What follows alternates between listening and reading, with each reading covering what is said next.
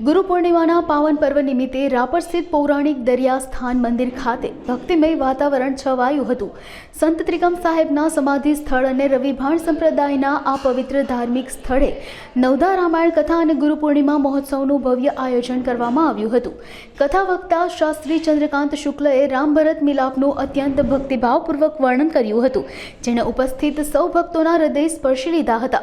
આ મંદિરના બ્રહ્મલીન મહંત પૂજ્ય વૃંદાવન દાસજી મહારાજે 60 વર્ષ પહેલા શરૂ કરેલી પરંપરા અનુસાર દર વર્ષે અષાઢ સુદ છઠથી 14 સુધી રામકથા અને ગુરુ પૂર્ણિમા મહોત્સવ ધામધૂમથી ઉજવવામાં આવે છે।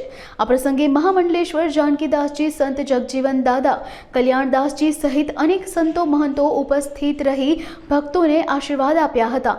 ભુજ, રાપર, રાધનપુર, ગાંધીધામ, ભચાઉ, અંજાર, મુંબઈ જેવા અનેક સ્થળેથી મોટી સંખ્યામાં ભાવિકો અને સેવકો ઉમટી પડ્યા હતા।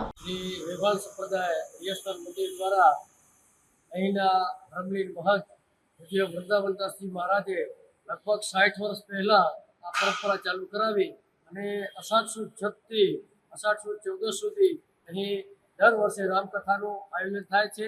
તેમજ ગુરુ પૂર્ણિમા મહોત્સવ અહીં આજે ધામધૂમથી ઉજવાઈ રહ્યો છે। અહીં ગુરુ પૂર્ણિમાના દિવસે મુંબઈ તેમજ કચ્છ, ગાંધીધામ, ભચાઉ, અંજાર તેમજ બનાસકાંઠામાંથી અહીંના સંત અહીંયાના સેવકો દરેક અહીંયા પધારે છે અને સવારથી જ અહીંયા ગુરુ પૂજન શરૂ થઈ ગયું છે અને થોડી જ વારમાં હમણાં અહીંયા સમાધિ સ્થાને પણ ગુરુ પૂજન કરવાનું છે।